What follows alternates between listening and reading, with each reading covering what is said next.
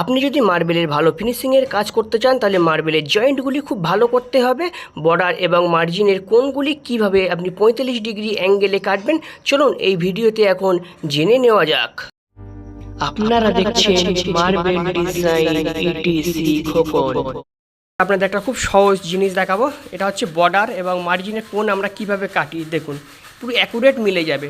প্রথমে এখানে আমরা 4 ইঞ্চি করে এদিক থেকে একটা দাগ নিলাম এবং এই সাইড থেকে একটা 4 ইঞ্চি করে দাগ নিলাম।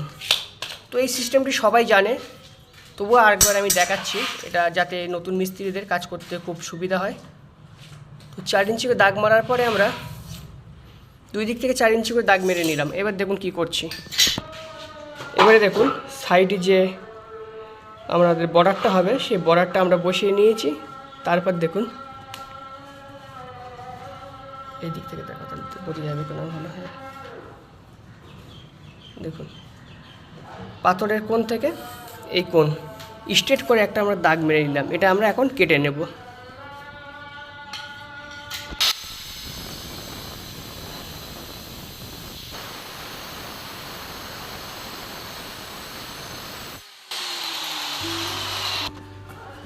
এবারে দেখুন এই সাইডে যেটা আছে সেটা কিন্তু আমরা দাগ মেরে কাটবো।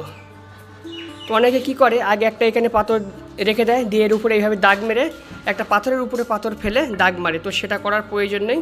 এটা যদি আপনারা এইভাবে কাটেন একদম একেবারেই কিন্তু খুব সুন্দরভাবে এটা মিলে যাবে।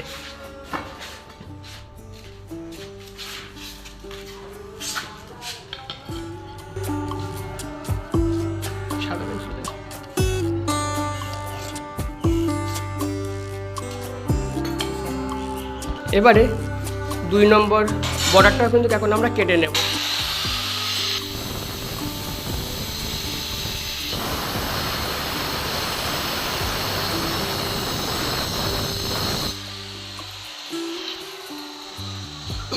শুধু এই দাগটা আপনি কেটে নেবেন। এটা আপনি 4 ইঞ্চি নিতে পারেন, 5 ইঞ্চি নিতে পারেন, কোনো ব্যাপার নেই। যে মাপ নেবেন দুই দিকে একই মাপ আপনাকে কিন্তু নিতে হবে। দেখুন একেবারে কোণা মিলে গেছে, কিন্তু এই কোণার সঙ্গে দাগটা যখন মারবেন এটা যেন একদম সিধি থাকে, তা না হলে কিন্তু মিলবে না। তো আমরা মার্জিনটাও ওই একই সিস্টেমে কাটবো। চলুন এরপরে আমরা মার্জিনটাকে বসিয়ে নেব।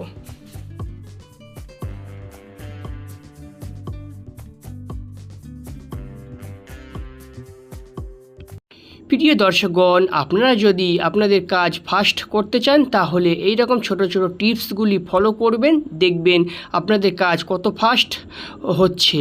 তো এখনও পর্যন্ত যারা চ্যানেলটি সাবস্ক্রাইব করেননি তারা চ্যানেলটি সাবস্ক্রাইব করে এই ছোট পরিবারের একজন মূল্যবান সদস্য হয়ে যান। আর যারা সাবস্ক্রাইব করে গেছেন তাদেরকে অসংখ্য ধন্যবাদ।